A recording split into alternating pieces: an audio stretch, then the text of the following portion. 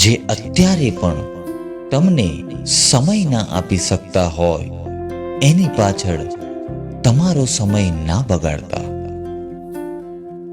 માનું છું કે ઊંચાઈઓ પર ચડવું અઘરું છે સાહેબ, પણ ત્યાં ઉપરથી નજારો પણ કંઈક અલગ જ હોય છે.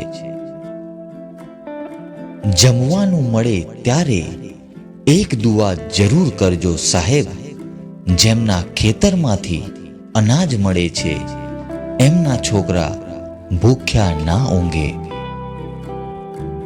પોતાની તુલના અન્ય સાથે ના કરો. એવું કરીને તમે તમારી પ્રતિષ્ઠા ઓછી કરો છો.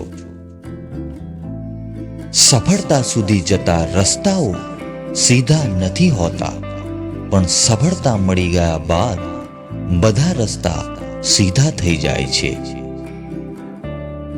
તમે પબજી રમતા રહી જશો અને જિંદગી નમસ્તેજી કહીને આગળ નીકળી જશે, ખબર પણ નહીં પડે. ભણેલા જ આંગળી ચીંધે, બાકી અભણ તો આંગળી પકડીને લઈ જાય સાહેબ. જીવનમાં થોડો આરામ પોતાના માટે પણ શોધજો, કેમ કે જરૂરિયાત વધતી જશે જે ક્યારેય પૂરી નહીં થાય. એવા લોકોથી હંમેશા દૂર જ રહેજો સાહેબ, જે નવા લોકોને મળવાથી જૂનાને ભૂલી જતા હોય.